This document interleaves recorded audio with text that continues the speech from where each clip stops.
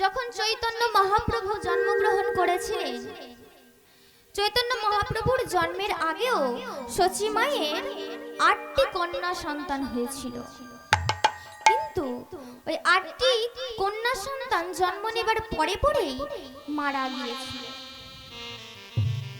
নবম সন্তান হলো বিশ্বরূপ, আর দশম সন্তান হলো বিশম্ভর। এই গৌরাঙ্গ মহাপ্রভু এই কলিহত জীবকে উদ্ধার করার জন্য অবতীর্ণ হয়েছিলেন গৌর রূপে। তাই আসুন আমরা গৌর হরিকে স্মরণ করে তাকে আহ্বান জানাই এবং প্রণাম জানাই। আজ নবদ্বীপে, শ্রীধাম নবদ্বীপে গৌর হরি জন্মগ্রহণ করেছেন। তাই সারা নগরবাসী প্রভুর নামে জয়ধ্বনি দিচ্ছে আর উলুধ্বনি দিচ্ছে।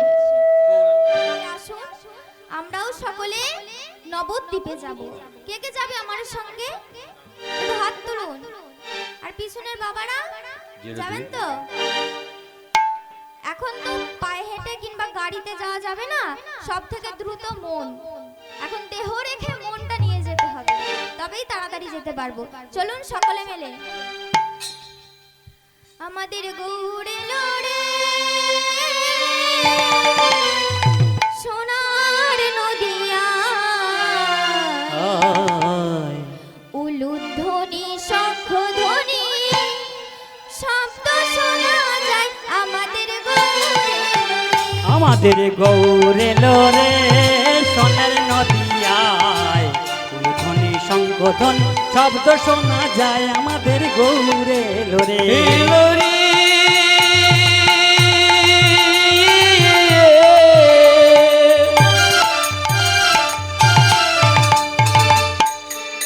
আমাদের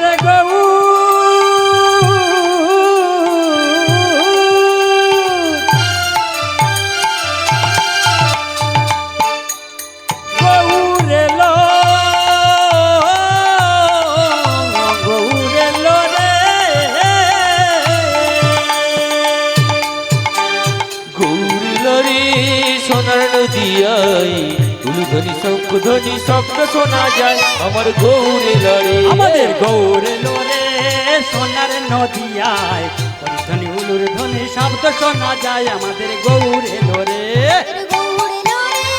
সোনার নদিয়ায় উলুধ্বনি হরিধ্বনি শব্দ শোনা যায় আমাদের গৌরে হরি গৌরে লড়ে সোনার নদিয়ায়, উলুধ্বনি শঙ্খধ্বনি শব্দ শোনা যায় আমার গৌরে লড়ে। আমাদের গৌর হরি এলো তো, কিন্তু একা কে এসেছিল? আরো একজন এসেছিল। কে? নিতাই। আমার গৌর এলো রে সঙ্গে নিতাই এলো, আমার গৌর এলো রে সঙ্গে নিতাই এলো রে। হরি গৌরে লড়ে সঙ্গে নিতাই এলো রে। গৌর এলো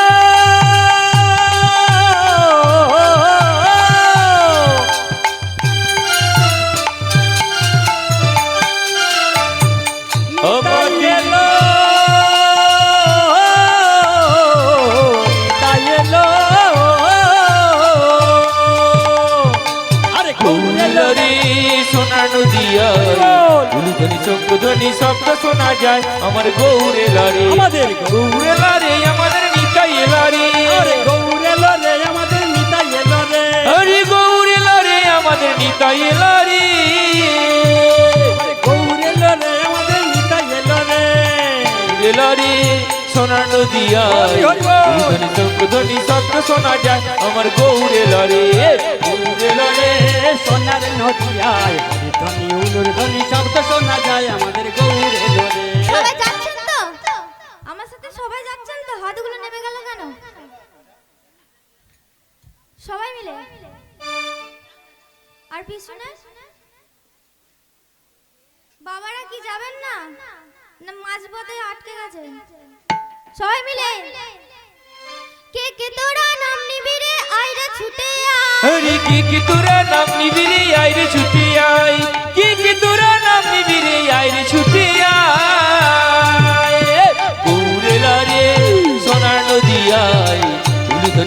ধ্বনি শব্দ শোনা যায় আমার গৌরে লড়ে গৌরে লড়ে সোনার নদিয়ায় উলুধ্বনি শঙ্খধ্বনি শব্দ শোনা যায় আমার গৌরে লড়ে। হরি হরি বল।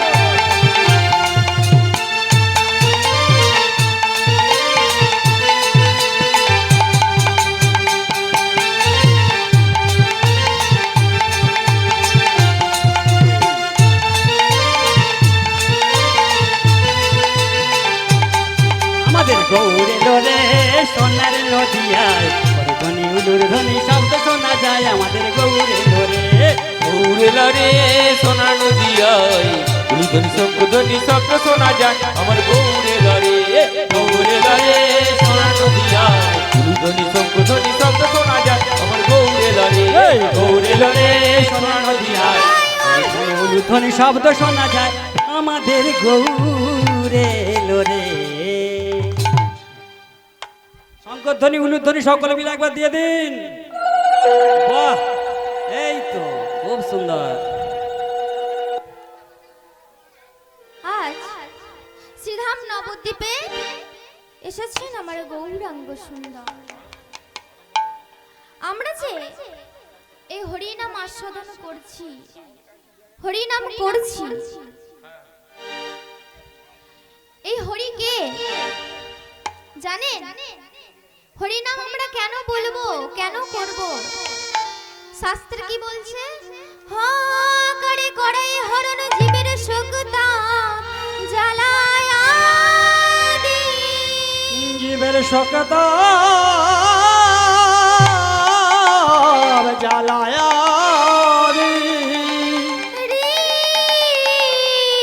কারি নাশ করে জীবের সররিপু নিরোধী। করি আমার করি জীবে করি জীবে সরলি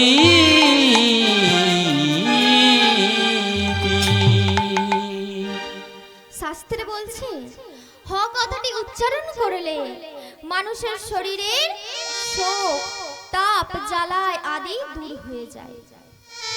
আর কথাটি উচ্চারণ করলে মানুষের মধ্যেকার সররিপু অর্থাৎ কাম ক্রোধ লোভ মোহ মদ আর মাৎসর্য এই 6টি রিপুকে দমন করা যায়। তাই শাস্ত্রে বলছে হরিনামই হলো একমাত্র মুক্তির পথ। তাই আমরা সকলে মিলে একবার হরির নাম করব।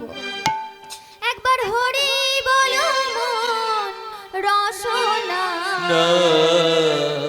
সাধের মানব জনম আর তো হবে না।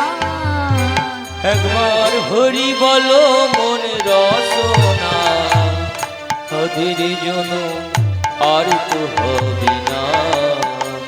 একবার হরি বলো মন রসনা মানব জনম আর তো হবে না। একবার হরি বলো মন রসনা মানব জনম আর তো হবে না।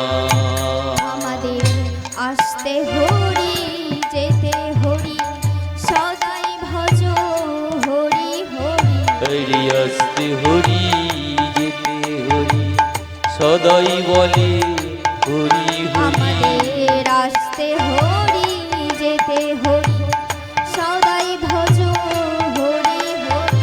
আর আসতে হরি যেতে হরি সবাই বলো হরি হরি। কি বলছে? আমাদের আসতে হরি আর যেতে হরি। আসতে হরি কি করে হচ্ছে আর যেতে হরি কি করে হচ্ছে? যখন আমরা মাতৃগর্ভে ছিলাম তখন আমাদের সঙ্গে ভগবানের সাক্ষাৎ হয়েছিল। আমরা যখন কষ্ট পাচ্ছিলাম মাতৃগর্ভে তখন ভগবানকে বলেছিলাম, হে দয়াময় আমাদের এই কষ্ট থেকে উদ্ধার দাও। তখন ভগবান বলেছিল, উদ্ধার তোকে দেব, কিন্তু তার পরিবর্তে আমাকে কি দিবি? তখন আমরা কি বলেছিলাম? যে মর্তে ধামে গিয়ে আমরা তোমার নাম গান করব, কখনো তোমাকে ভুলব না। কিন্তু যখন ভগবান আমাদেরকে জন্ম দিল, তারপরে আমরা মায়ায় আবদ্ধ হয়ে গেলাম। মায়ায় আবদ্ধ হয়ে সমস্ত কিছু ভুলে গেলাম, আর হরিকে তো একদমই মনে রইল না। যখন শিশুকাল হলাম, তখন শিশুকালে চারিদিকে খেলে বেরিয়েছি। যখন কোনো ব্যক্তি ছোট থাকে, তখন তো সে নিজের মতো করে খেলা করে, জ্ঞান থাকে না তার। কিন্তু যখন একটু বুদ্ধি হয়, তখন কি করে? এদিক সেদিক ছুটে বেড়ায়। তখন তো আর হরিনাম করার সময় নাই তার। যখন যৌবনকাল আসে, তখন কি হয়? তখনও সে মায়ায় জড়িয়ে হরিকে ভুলে যায়। যেই সংসার পাতলো, সে ভাবলো কি এখন প্রচুর সময়, যখন না যখন হোক হবে হরিনাম। আর এখন যদি না হয়, বৃদ্ধকাল তো আছে, তখন তো আর কোনো কাজ নেই, তখন এই হরিনামকে নিয়ে বসে থাকবো। কিন্তু হ্যাঁ গো মা, বৃদ্ধাকালে কি সঠিকভাবে হরিনাম হয়? হয় কোথায়? তখন দেখবেন হরি বল বলতে গিয়ে হবি বল হয়ে গেছে, সঠিক করে উচ্চারণটাও হবে না। তাই সময় থাকতে হরি নাম করতে হবে। আর আমরা ভগবানকে কথা দিয়েও কথা রাখতে পারিনি। এই মর্তে জন্মগ্রহণ করে মায়ায় জড়িয়ে গিয়ে আমরা হরিকে ভুলে গেছি।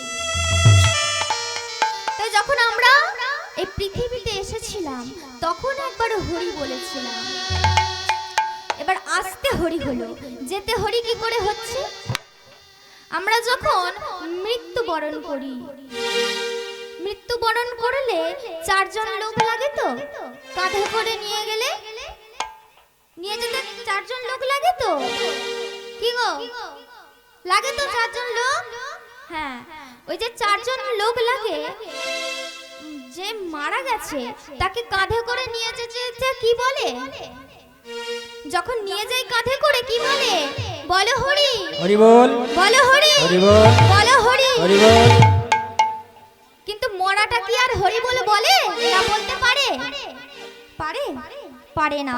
তখন সে শুয়ে শুয়ে কি ভাবে? নিজের মনে মনে গোমরায় আর বলে, ওরে আমি এতদিন বেঁচে থাকতে হরি নাম একবারও বলিনি। হরি নাম, হরি হরি নাম, হরি নাম একবার বলি।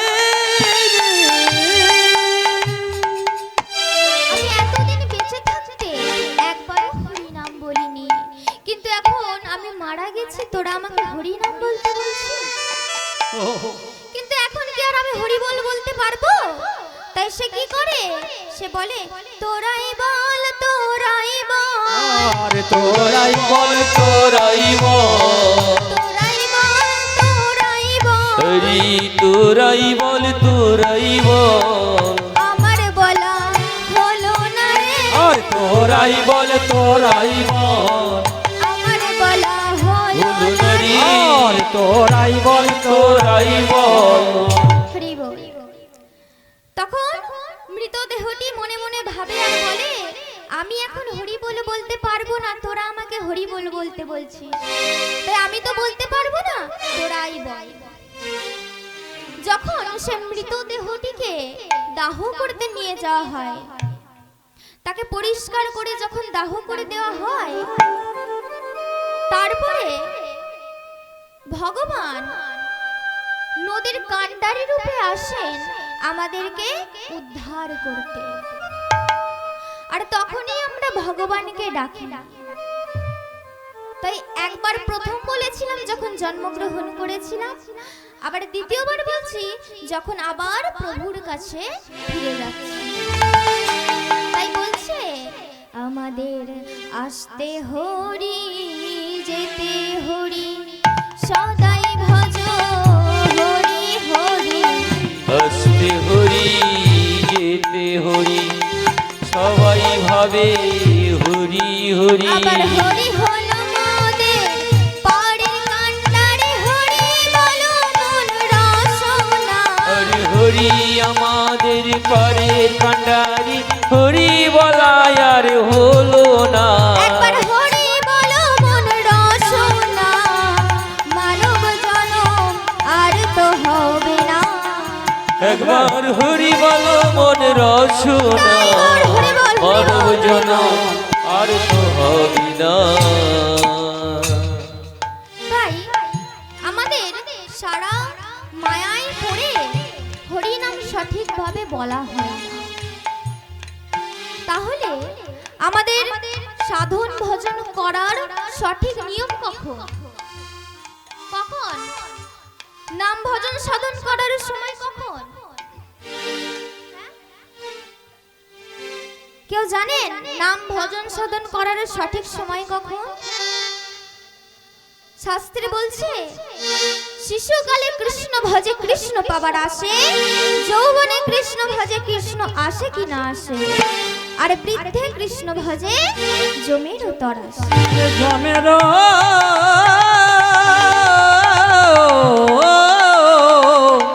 জমের তরাসে শাস্ত্রে বলছে শিশুকালটা হলো সঠিক সময় সাধন ভজন করার জন্য। তাই বলছে সাধন ভজন করো বা না করো সাত্বিক আহার করিও ভাই মানো বা না মানো পরম পুরুষ সতত সতের সঙ্গ চাই আর বিদ্যা বুদ্ধি থাক বা না থাক বিবেকের পথে চলিতে হইবে হরি বল হরি বল আর করো বা না করো সংসারের কাজ পিতা মাতার সেবাটুকু করতে হবে। সাধন ভজন নাই করো তোমাকে বাবা মায়ের সেবাটা আগে করতে হবে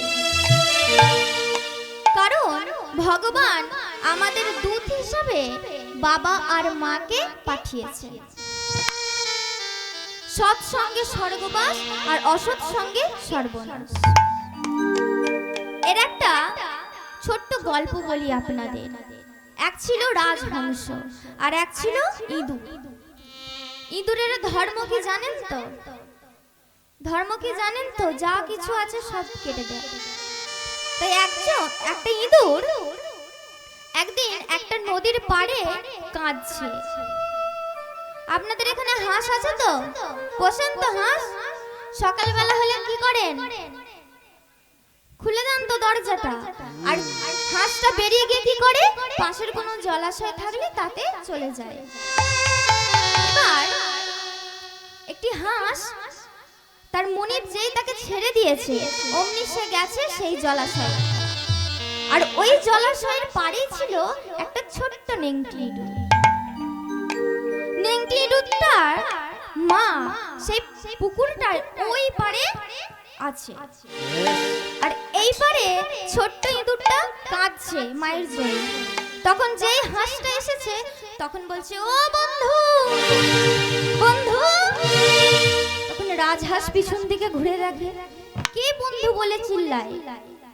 সকাল হতে না হতে আমি আবার কার বন্ধু হয়ে গেলাম। তখন রাজহাঁস যেই পিছন দিকে ঘুরেছে তখন দেখছে সেই ছোট্ট নেংটি ইঁদুরটা তাকে ডাকছে। তখন রাজহাঁস বলছে, ও তুমি, বলো কি বলছো? তখন ইঁদুরটি বলছে, আচ্ছা রাজ ভাই, তুমি তো ভালো সাঁতার কাটতে জানো। জানো এই সরোবরের ওই পারে না আমার মা আছে, তাই তুমি যদি তোমার পিঠে করে আমাকে একটু পার করে দাও।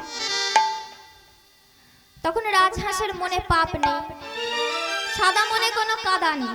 রাজহাঁসের রং কি? সাদা তো। এবার রাজহাঁস সৎসঙ্গ আর ইঁদুর হলো যে অসৎসঙ্গ।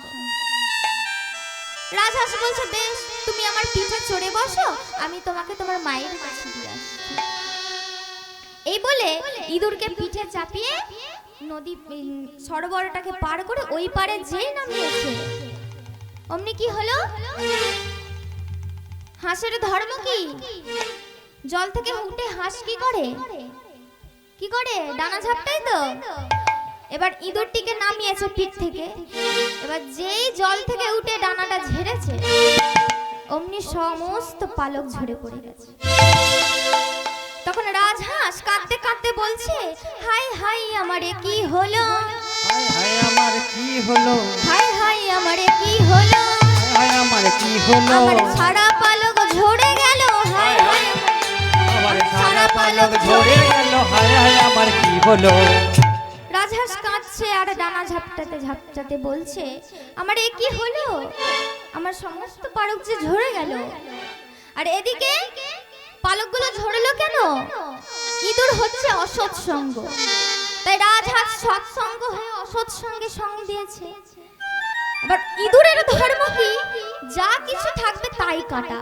তাকে যদি তুমি লোহার সিন্ধুকেও রাখো, সেটাও ছেদ করে সে বেরিয়ে যাবে। আরে ও তাই যতক্ষণ ওই জলটা পার হচ্ছিল রাজহাঁস, ততক্ষণে ইঁদুরটি ওর সমস্ত পালক কেটে দিল। তখন রাজহাঁসের শিক্ষা হলো যে সৎসঙ্গ থেকে অসৎ সঙ্গে কখনোই যাব না। তাই হে ভক্তমণ্ডলী মায়েরা, অসৎ সঙ্গকে সঙ্গ না দিয়ে সৎসঙ্গ করুন। তাই লালন ফকির আমাদের মানব জীবনে এই সাধন ভজনের তত্ত্বটা মানব জীবনকে তার গানের ভাষায় বুঝিয়ে দিয়ে গেলেন। লালন ফকির বললেন, সময় গেলে সাধন হবে না, ওরে মন রে আমার, সময় গেলে সাধন হবে না। পাগল মনে রে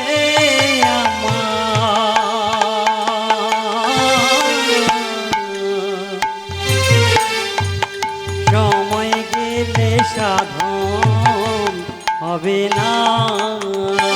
তুমি জানো না মন খালে বিলে থাকে না মৃণ জল শুকালে। তুমি জানো না রে মন খালে বিলে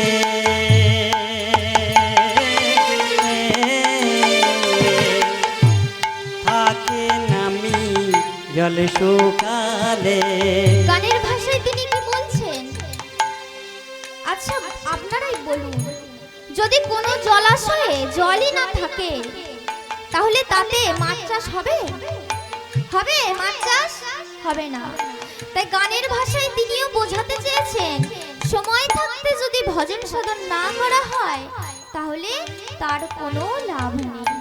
তাই গানের ভাষায় বলছে, তুমি জানো না মন খালে বিলে থাকে না মৃণ জল শুকালে। তুমি জানো না রে মন খালে বিলে থাকে নামি জল শুকালে। আর কি হবে আর আড়াল দিয়ে শুকনো মোহনা। আর সময় গেলে সাধন হবে না। পাগল মন রে আমার সময় গেলে সাধন হবে না। তিনি আবারও বলছেন, কথাগুলো ভালো করে শুনুন, কাজে লাগবে। গানের ভাষায় তিনি আরো বোঝাচ্ছেন, বলছেন, তুমি অসময়ে কৃষি করে মিছামিছি মরিস ঘুরে। আর অসময়ে কৃষি করে ওই মাঠে মাঠে ঘুরে মরে। গানের ভাষা সুন্দর করে ব্যাখ্যা দিলেন, অসময়ে কৃষি করে মিছামিছি মরিস ঘুরে। এখন কি চাষ হচ্ছে গো?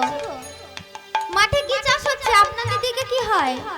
ধান হয় তো, অন্য চাষ হয় না, ধান হয়। কিন্তু ধানের বদলে যদি অন্য ফসল রোপণ করেন হবে? হবে না। তার জন্য চাষের সুপদ্ধতি থাকা চাই, সুব্যবস্থা থাকা চাই। তাই গানের ভাষায় তিনি বললেন, অসময়ে কৃষি করে মিছামিছি মরিস ঘুরে। অর্থাৎ তুমি যদি অসময়ে নাম ভজন সাধন করো তার কোনো ফল নেই। তাই গানের ভাষায় বলছে, তুমি অসময়ে কৃষি করে মিছামিছি মরিস ঘুরে। তুমি অসময়ে কৃষি করে মিছামিছি খেতে মরে। গাছ যদি হয় বীজের জলে, আমার গাছ যদি হয় বীজের জলে। যদি গাছ রোপণ করেন অন্য কোনো ফসল, যদি কোনো সহজ পদ্ধতিতে রোপণ করেন, গাছ যদিও হয়, যদি বীজটা ভালো থাকে, গাছ ভালো যদি হয়, তাতে কি হয়? ফল তো ধরে না, তাতে ফল তো ধরে না। আর সময় গেলে সাধন হবে না। আর পাগল মনে মনে সময় গেলে সাধন হবে না। পাগল মনে রে আমার, সময় গেলে সাধন হবে না। তাই সময় থাকতে সাধন ভজন করতে। আর এই সাধন ভজন করার সঠিক সময় হলো শিশুকাল। তাই হে ভক্তমণ্ডলী ভক্তিমতীগণ, এতক্ষণ আমরা গৌর তত্ত্ব আস্বাদন করলাম। আসুন এবার আমরা বিষয়বস্তুতে প্রবেশ করব। বিষয়বস্তুতে প্রবেশ করার আগে এতক্ষণ আমরা ছিলাম শ্রীধাম নবদ্বীপে। এরপর আমরা কোথায় যাব? কোথায় যাব? লীলা আস্বাদন করতে হলে আমাদের আগে যেতে হবে বৃন্দাবনে।